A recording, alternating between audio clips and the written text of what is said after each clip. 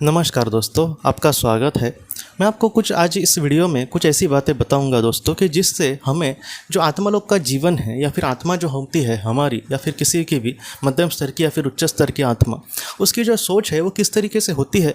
ये जो बात है हम सबके लिए बहुत ही ज़्यादा महत्वपूर्ण है। और आज की जो बात है दोस्तों, खुद मास्टर्स ने मतलब जो बहुत ही बड़ी जो आत्माएँ हैं उन्होंने हम सबसे कही है, पास्ट लाइफ रिग्रेशन हो या फिर ऑटोमेटिक राइटिंग हो, उसमें उन्होंने ऐसी बात कही है कि जीवन में कहीं ना कहीं जो एक पृथ्वी का जो हमारा जीवन है मतलब इंसान के रूप में, उसका जीवन और आत्मा का जो जीवन है उसमें बहुत ज़्यादा मतलब इस तरीके से अंतर पड़ जाता है कि विचारों में, जैसे आज हम जिंदगी जी रहे तो हम पैसा प्रतिष्ठा, मुझे अपने जीवन में कुछ करना है या फिर मुझे और कुछ मतलब जीवन में हासिल करना है, इसके पीछे हम भागते रहते हैं। तो ऐसे समय में ऐसे जो विचार वाला इंसान है वो आत्मलोक का जो मतलब जब आत्मलोक में चला जाएगा तब उसके जो विचार है पूरी तरीके से बदल जाएंगे और वो ये बोलेगा कि मुझे मतलब आध्यात्मिक विकास करना है, मुझे निस्वार्थ भावना से जीना है, मुझे कुछ जीवन में अच्छा करना है, जीवन में मैं आया हूँ तो मुझे अपने जीवन का सार्थक करना है। तो इस तरीके से इसको जो विचार है वो बदल जाते हैं दोस्तों। इसका मैं आपको एक उदाहरण देता हूँ। ये जो उदाहरण है दोस्तों मैं आपको इसलिए कह रहा हूँ क्योंकि ऐसी जो बातें हैं वो आत्मलोक के जीवन को हम बहुत ही अच्छे से समझ पाएंगे, इसलिए मैं कह रहा हूँ। क्योंकि रोज़ के जीवन में हम इन सारी चीज़ों में अटके होते हैं, जैसे पृथ्वी के जो सुख है वगैरह उसमें, इसलिए हमें वो सारी चीज़ें अच्छे से पता नहीं चलती। लेकिन आज इस उदाहरण से आपको बहुत अच्छी सी चीज़ें पता चल सकती है। एक संत थे दोस्तों, उनका नाम है संत नामदेव जी। तो वो एक बार उन्होंने क्या हुआ दोस्तों, वो एक रोटी का जो टुकड़ा है और उसके साथ थोड़ा सा घी मतलब वो लेकर खाने की कोशिश कर रहे थे। तो उन्होंने मतलब रोटी तो ली, लेकिन उनको बाद में वो भूल गए कि मैं घी लेना भूल गया। इसलिए वहाँ पर ही बाहर एक प्लेट में उन्होंने वो मतलब रोटी रखी और बाद में अंदर घी लेने के लिए जब चले गए तब बाहर आकर देखे तो एक कुत्ता उनका जो रोटी है वो लेकर भाग रहा था। और बाद में इनके हाथ में तो घी थी और वो उस कुत्ते के पीछे भागने लगे और ये कहने लगे कि मैं घी और रोटी खाने वाला था। और उसके बाद उन्होंने ये कहा दोस्तों कि तुम ऐसी सूखी रोटी मत खाना, मैं उसमें थोड़ा सा घी डालता हूँ, उसके बाद तुम उसके साथ खाना। मतलब आप सोचिए दोस्तों, हम जैसे कोई इंसान होता वो कुत्ते के पीछे क्यों भागता कि तुमने मेरी रोटी चुरा ली। लेकिन ऐसा जो महान इंसान है वो क्यों भाग रहा था, क्योंकि तुम सूखी रोटी मत खाना। जो महान लोग होते हैं दोस्तों वो इस तरीके से होते हैं। जो महान लोग होते हैं वो खुद के बारे में 1% भी नहीं सोचते। ऐसी जो कहानियाँ हैं, ऐसे जो मतलब एकदम निचले स्तर के जो लोग होंगे उनको ये बेवकूफ़ भरी कहानी लगेगी कि ऐसा एक बेवकूफ़ जैसा इंसान, लेकिन ऐसा जो इंसान है वही मोक्ष को प्राप्त कर सकता है दोस्तों। जो भी संत आकर गए, क्या उनको हमेशा फूलों की माला लोगों ने नहीं पहनाई, उनकी भी बहुत ही निंदा नालस्ती हो गई, उनको भी अपने जीवन में बहुत सारी दुखों का सामना करना पड़ा, उनके भी अपने जीवन में पारिवारिक जो दुख है वो भी बहुत ज़्यादा आए दोस्तों। लेकिन फिर भी ऐसे जो महान लोग हैं वो कभी भी इस दुनिया से नष्ट नहीं हुए। उनकी जो अच्छाई है उसके बलबूते पर कहीं ना कहीं मैं ये कह सकता हूँ ये दुनिया है वो चल रही है दोस्तों। इन सारी चीज़ों से, जैसे ये जो कहानी है ये छोटी सी कहानी आपको लग सकती है, लेकिन आप कभी भी मतलब अकेले में दोस्तों इस कहानी को फिर से आप सोचकर देखना और आप ऐसे सोचना कि मेरा जो मन है वो इस तरीके से होना चाहिए, मेरी जो आत्मा का मन है दोस्तों वो इसी तरीके से होगा। जैसे एक लेखिका है दोस्तों, उसका नाम है ब्रोनी वेयर। उन्होंने एक बात कही है, उन्होंने ये कहा है जो लोग बहुत ही ज़्यादा मतलब बूढ़े हैं और जब जिनके अब जीवन में मतलब कुछ दिनों के बाद वो चले जाएंगे, ऐसे मतलब ऐसे पल के जो लोग हैं उनकी उसने बहुत ही ज़्यादा सेवा की थी।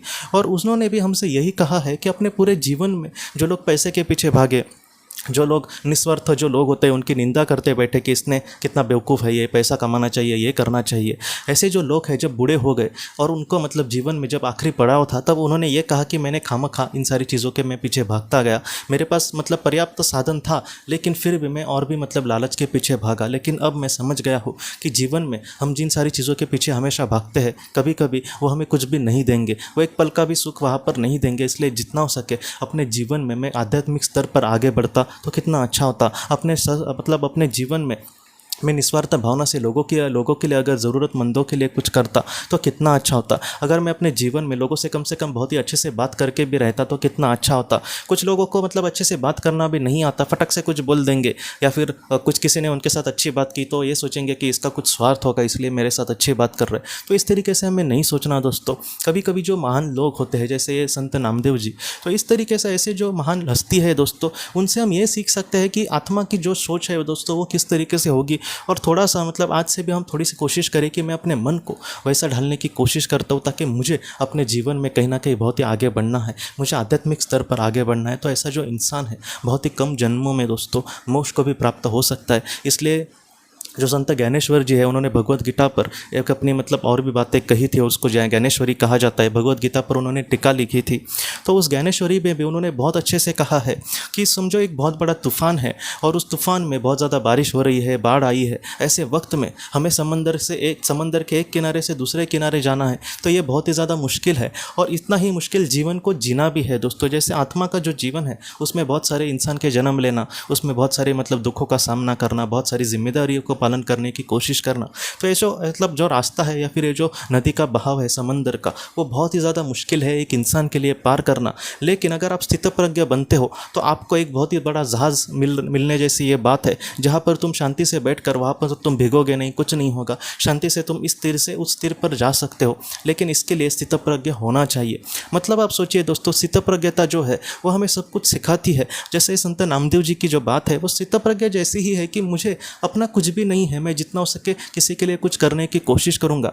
मैं यहाँ पर ये नहीं कह रहा दोस्तों कि अपना सब कुछ बैंक बैलेंस वगैरह समाज कार्य को लगा दो और कहीं ना कहीं एक जंगल में जाके या फिर किसी पहाड़ पर जाकर बैठो। मैं ये कह रहा हूँ कि सब चीज़ों में रहकर भी उससे निस्वार्थ भावना से जीने की कोशिश करो, या फिर सबसे रहकर भी एक अलिप्त भावना से रहने की कोशिश करो।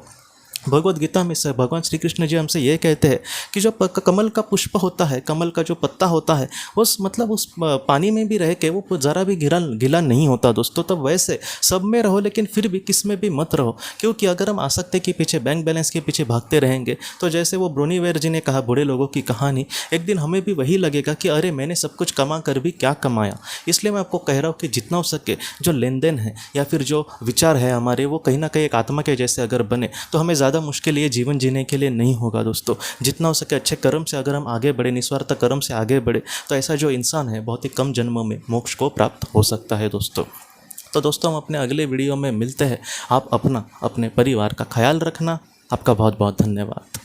ज़िंदगी की रोशनी ये एक कंसल्टेंसी है जो ऐसे लोगों को मदद करने की कोशिश करती है जिन्होंने किसी अपने को खोया है, या फिर जो लोग अपने जीवन में बहुत ही ज़्यादा दुखी है। जो लोग इस संस्था के साथ जुड़ते हैं उन्हें पास्ट लाइफ रिग्रेशन की ऑडियोज़ भेजी जाएगी, जिससे घर बैठे वह पास्ट लाइफ रिग्रेशन का अभ्यास कर सकते हैं। और उन्हें 5 मेडिटेशन ध्यान की भी ऑडियोज़ भेजी जाएगी, और इसके साथ साथ उन्हें PDF किताबें भेजी जाएंगी जो हिंदी और अंग्रेज़ी में है, जो मोबाइल पर या फिर लैपटॉप पर आप उसे पढ़ सकते हैं। और 10 ऑडियो बुक्स भी आपको भेजी जाएंगी। तो दोस्तों अगर आप इस संस्था के साथ जुड़ना चाहते हैं तो कृपया इस नंबर पे व्हाट्सएप मैसेज करें। आपका बहुत बहुत धन्यवाद।